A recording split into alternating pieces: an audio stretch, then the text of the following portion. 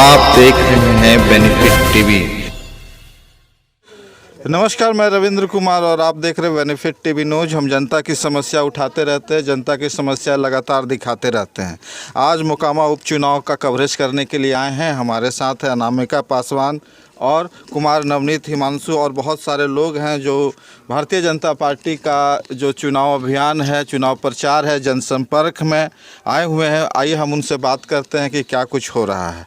तो मैम, आप प्रचार में आई हैं इस गाँव में, किस तरह का मतलब माहौल है क्या? देखिए, ये महादेव मठ है और हम लोग यहाँ पे आए हैं। अभी हमारे समाज के सारे लोग यहाँ पे मौजूद हैं और अभी तक इनका कहना है कि बीजेपी के तरफ से कोई भी कार्यकर्ता यहाँ अभी तक पहुँचे नहीं, ना ही कैंडिडेट पहुँचे हैं।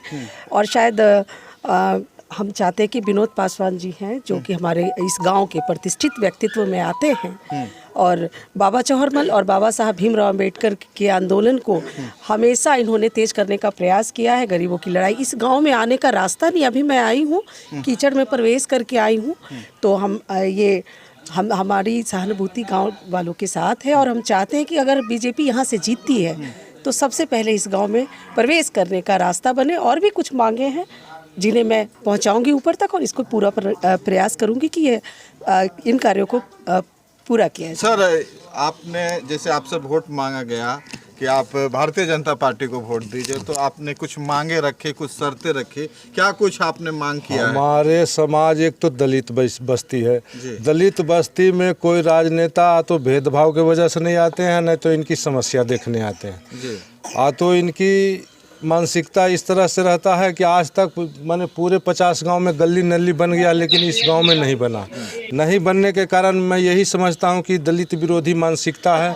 चाहे कोई भी पार्टी अभी तक यहां आया नहीं है, बीजेपी हो चाहे एनीबडी हो, और थोड़ा बहुत जो अइबो किया है तो मैंने रोडे पर से आकर के चले गए। समस्या देखने के लिए नहीं आए। देख लीजिए चल के गली नली क्या स्थिति है।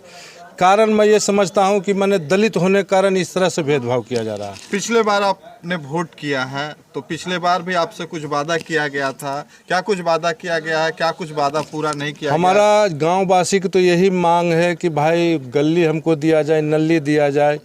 मुखिया के भी कहा गया था, बाकायदे सब नेता बीडीओ सीओ को सबको अपना समस्या बताया गया था।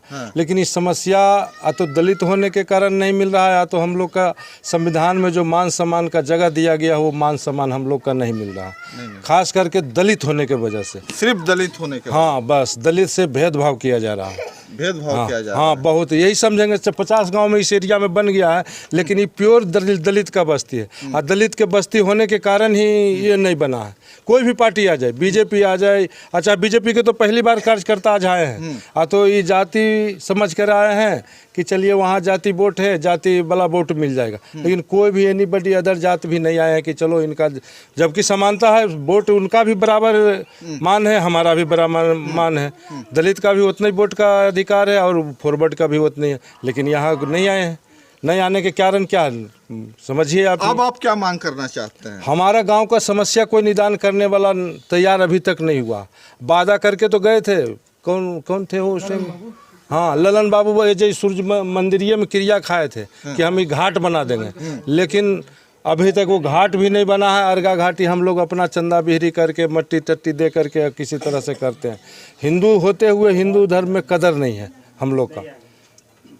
सर, ये जो बात बोल रहे हैं इस पर आपको क्या कहना है? मैं तो लोक जनशक्ति पार्टी रामविलास जी के पार्टी से आया हूँ। मैंने इस बात को, सारी बातों को हम जानता था कि महादेव मठ में हमारे पासवान समुदाय के लोग हैं। मैं पासवान जाति से आता हूँ और इनकी जो मतलब की बातें जो हैं यह स्पष्ट देखी जाती है कि इनका किसी ने नीचे से लेके ऊपर तक कोई भी मतलब कि जो भी माननीय सदस्य बने, आज तक इस पर कोई पहल नहीं की गई है। लेकिन मैं जिन पर आरोप लगाया जा रहा है वह नलिनी रंजन शर्मा उर्फ ललन सिंह, वह तो विगत लंबे समय में जो वादे किए वह मैं जानता हूं कि जो बेचारा हार चुका था उससे क्या उम्मीद किया जा सकता? मतलब हारने के वजह से इनका वादा नहीं पूरा किया गया।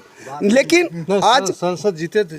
नहीं, नलिनी रंजन शर्मा उर्फ ललन सिंह की बात मैं कर रहा हूँ। तो मैं आज के डेट में मैं कहना चाहूँगा कि सोनम देवी जो नलिनी रंजन शर्मा उर्फ ललन सिंह की जो मतलब वाइफ हैं, पत्नी है सोनम देवी, जो प्रत्याशी भाजपा से आई हैं, मैं पूरा विश्वास के साथ दिलाता हूं कि अगर मतलब कि वो जीतती हैं तो पहला नंबर महादेव मंठ के दलित समुदाय में विचारणीय होगा और काम बेहतर करवाने का वादा करूंगा।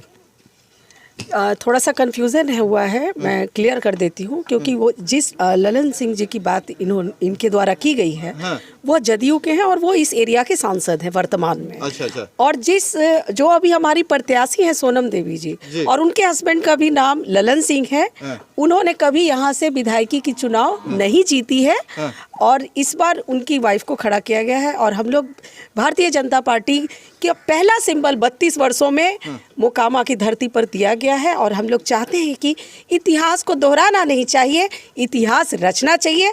और हम चाहते हैं कि यह गांव जो महादेव मठ है, यह जो 32 वर्षों से लगभग एक ही व्यक्ति के कब्जे में यह सीट रहने के कारण कई दलित बस्तियों में कोई विकास का कार्य नहीं हुआ है, तो इसका जवाब इस बार हमारा समाज जरूर देगा और 32 वर्षों का इतिहास बदलेगा। और सोनम देवी अगर जीतती हैं तो ये मेरी पहली प्राथमिकता होगी कि मैं उनको यहाँ लेकर आऊँगी और इस गाँव के विकास के जितने कार्य रुके हुए उनको करवाऊंगी। सर, आप जैसा कि इन लोगों ने कहा, इन्होंने वादा किया और कहा कि भाई आपको कंफ्यूजन है, जो लोग वादा किए वो दूसरे लोग थे, इस बार जो इलेक्शन लड़ रहे हैं वो दूसरे लोग हैं और आपकी जो भी समस्या है उसका समाधान किया जाएगा। इस पे आप क्या कहना चाहिएगा और क्या आपका निर्णय है?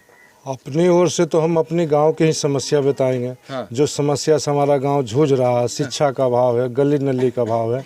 इस क्षेत्र में 50 गांव घूमिएगा, आप घूम रहे मीडिया कर्मी है, कहीं हर जगह गली नली बना हुआ, लेकिन इस गांव में क्या कारण है कि गली नली नहीं बनाया? आप मीडिया कर्मी आप भी देखे होंगे, हर जगह गली नली बना हुआ। एक बार ये दिखाइए हमारे बिहार सरकार को, चाहे जो भी कार्यकर्ता है उनको दिखाइए कि गाँव में क्या समस्या, और समस्या रहते हुए निदान क्यों नहीं? इन्होंने कहा कि समाधान करेंगे, उसके बाद करते हैं तो बहुत अच्छी खुशी की बात है। हम इनके साथ हैं, अगर जो हमारी समस्या का निदान करेंगे, हमारे दुख सुख में साथ रहेंगे, उनके हम साथ हैं। जो इनके दुख सुख में साथ रहेंगे और उनके समर्थन में ये हैं। ऐसे ही न्यूज़ देखने के लिए हमारे साथ बने रहिए। मैं Ravindra Kumar, benefit TV news, Mahadev मठ से। आप देख रहे हैं बेनिफिट टीवी।